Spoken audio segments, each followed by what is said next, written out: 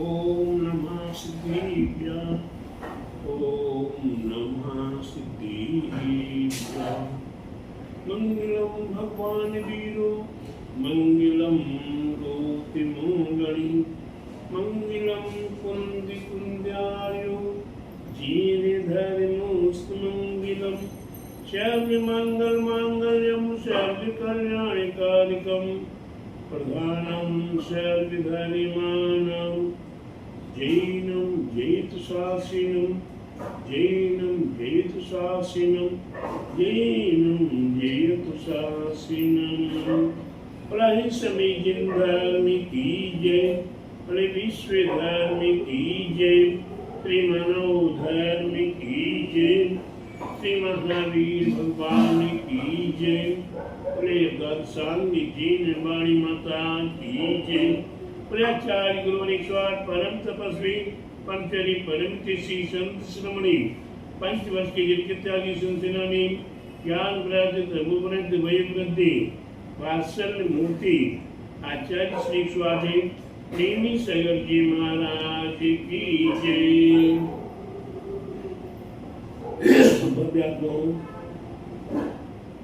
हम जगत संसारी प्राणी चिंतन करें, विचार करें कि हमारे लिए द्वादशांग जिनवाणी, ये द्वादशांग जिनवाणी माँ 11 अंग और 14 पूर्व में विभाजित है। फिर इसी द्वादशांग जिनवाणी माँ को हमारे आचार्यों ने 4 अनुयोगों में बांटा है। वही प्रथमान योग, चाणान योग, काणान योग और द्रव्यान योग, ये 4 अनुयोग हैं। अनुयोग का मतलब पाठ, विभाग। तो आज हम प्रथमान योग की ओर चलते हैं। प्रथमान योग ग्रंथ को किसे कहते हैं? प्रथमान योग जिसमें हमारे पूर्व महापुरुषों की जीवन गाथा, जिनमें हमारे पूर्व महापुरुषों की जीवन गाथाओं का विशेष वर्णन किया हुआ हो, उसे प्रथमान योग कहते हैं। चाहे वो आदिनाथ भगवान का कथानक हो, और चाहे पार्श्वनाथ का हो, चाहे महावीर का, चाहे अंजना सती का, और चाहे अंजन वाला का, और चाहे निरंजन का, और चाहे अकलम के चोर का, रेशम सराका के महापुरुष से उन्हीं की जीवन गाथा का वर्णन प्रथमान योग। ये प्रथमान योग बोधि और समाधि को भी कराने में समर्थ है। जिसे धर्म के प्रति रुचि नहीं है, जिसे धर्म के विषय में ज्ञान नहीं है, इसे धर्म के लिए हमेशा लगता कि इसमें फंस जाएंगे, ऐसा नहीं है। अगर जिन्होंने प्रथमान योग ग्रंथ को देखा है, प्रथमान योग के ग्रंथों को जिन्होंने जाना है, तो हमारे तीर्थंकर प्रभु आदिश्वर प्रभु आदिनाथ भगवान, ये पूर्व भाव में कितने भावों से अपने आप को संभालते हुए चले जा रहे थे, और ये सर्वार सिद्धि आदि महास्वर्ग से आकर उनने किस प्रकार से अपने आप को साधा, कैसे उनका पुण्य था, कितना पुण्य था, उनके पुण्य के प्रभाव से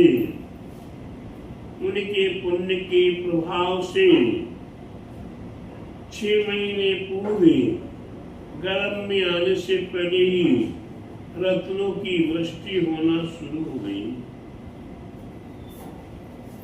पंचवृष्टि होना शुरू हो गया। जब तीर्थंकर प्रभु गर्भ में आते हैं तो तीनों लोकों में एक क्षण मात्र के लिए आनंद की प्राप्ति, शांति का वातावरण हो जाता है।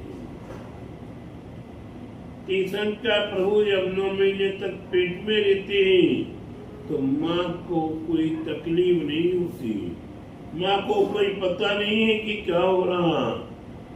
और जब माँ के पेट में आते हैं तीर्थंकर प्रभु, तो माँ को 16 सपने आते हैं और 16 सपने अपने राजा को, अपने पतिदेव को बताती है और पतिदेव अपने ज्ञान के माध्यम से उन 16 सपनों का वर्णन बताते हैं कि 16 सपनों का किस प्रकार से क्या क्या फल होगा।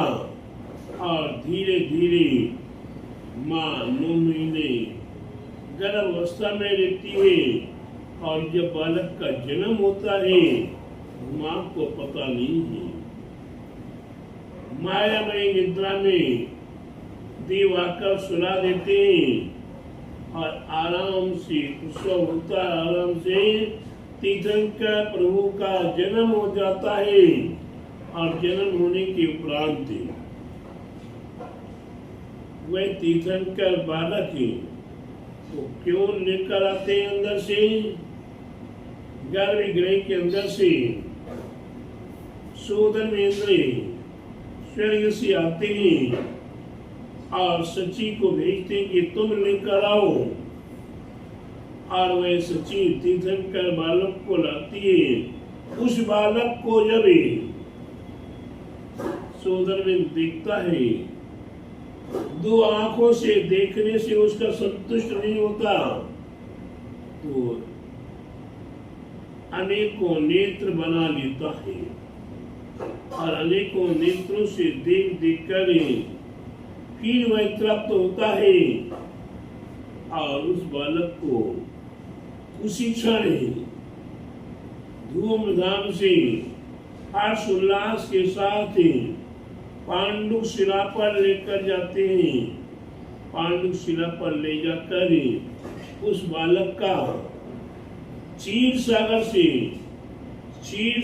से लेके पांडु शिला तक कोई भी देव चलता नहीं है। 2 लाइन लगी हुई है, एक लाइन से कलश चले आ रहे हैं। आप तो ऊपर कलश कितना छोटा है, इतना सा, इतना सा, इतना सा, इतना बड़ा। अरे कलश की क्या बात कहूं, इस कलश का मुख 1 योजन का है। इस कलश का मुख 1 योजन का है और गहराई 8 योजन है और चौड़ाई 4 योजन है। इतना बड़ा कलश है। अगर इतना कलश, एक कलश ही यहाँ नोएडा में डाल दिया जाए तो नोएडा ही इस बैग के बराबर हो जाएगा। दिल्ली भी केजरीवाल देखते रह जाएंगे, ऐसी बह जाएगा एक ही कलश में। लेकिन वो तीर्थंकर बालक इतना सा बालक है, मासूम बालक अभी का जन्मा हुआ है और उसकी उपरांत एक कलश नहीं, ऐसे 1008 कलशों के माध्यम से प्रभु का जन्माभिषेक महोत्सव देवगण मना रहे हैं। हमारे आपका जन्म तो हमारे माँ बाप मना लेंगे, दादा दादी मना लेंगे, चाचा चाची मना लेंगे, और ज्यादा होगा तो परिवार के लोग 2-10 मिल जाएंगे। लेकिन तीर्थंकर प्रभु का जन्म का उल्लास आनंद कौन मना रहा है? देवगण मना रहे हैं और आनंद मान रहे हैं। ये सौभाग्य हमें मिला है। ऐसे तीर्थंकर प्रभु का जन्म, उनका जन्माभिषेक है। उसके उपरांत जब तक वो मुनि नहीं बनते हैं, ध्यान रखना अलग जी, जब तक तीर्थंकर प्रभु राजपाट को छोड़कर मुनि नहीं बन जाते हैं, तब तक उनका खान पान रहन सहन या सारा जो कुछ भी है वस्त्र आभूषण है, ये जितना भी उपयोग कर रहे हैं, ये कहाँ का द्रव्य है? माँ बाप का एक मात्र भी प्रयोग में नहीं लिया। स्वर्ग से उनके वस्त्र आते हैं, स्वर्ग से उनका भोजन आता है। ये वर्तमान युग ग्रंथ से मिलेगा।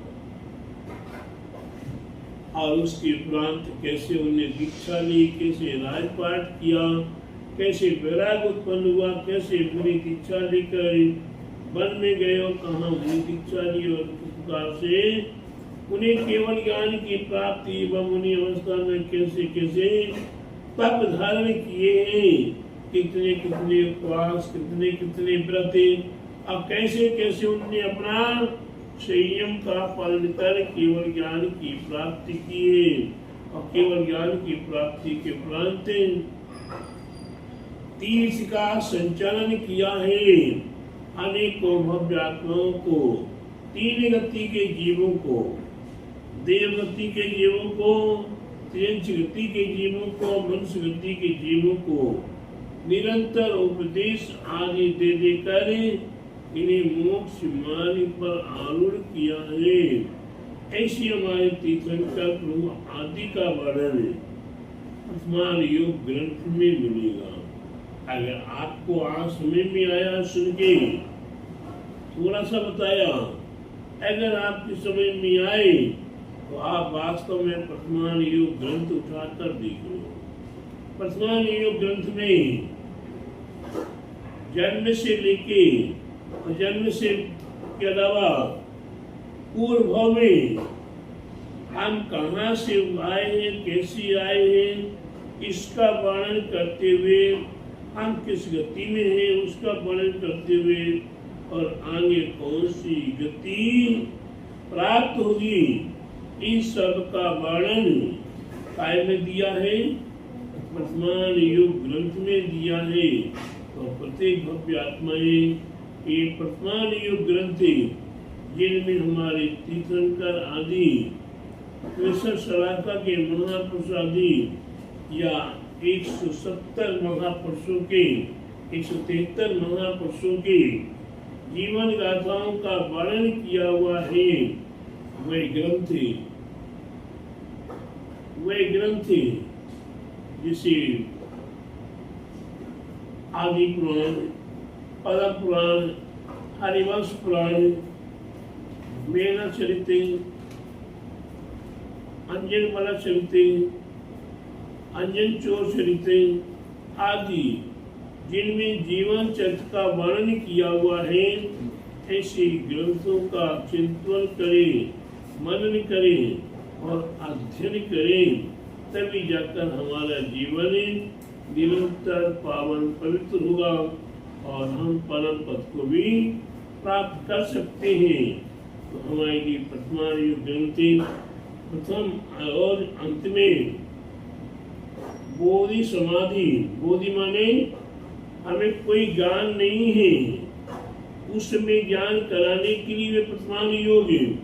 और अंत में समाधि भी, जब शांति हो में हम वर्तमान योग का चिंतन करेंगे तो दिमाग पे कोई जोर, तकलीफ, संकट, परेशानी नहीं होगी और हमारी समाधि शांति पूर्वक संपन्न होगी। इसलिए वर्तमान योग ग्रंथ का सभी भव्यात्माएं चिंतन करें, मनन करें, अध्ययन करें और शंकाओं का समाधान करें। वर्तमान योग के ग्रंथ को पूर्ण रूप से जानने का प्रयास कीजिएगा, तभी आपका मोक्ष मार्ग सही रूप से प्रशस्त हो सकेगा। बोले गादसांग जी वाणी माता की जय। बोले आचार्य गुरु हरिद्वार निमित सागर जी महाराज की जय। बोलिए आचार्य श्री 108 दया सागर महाराज की जय।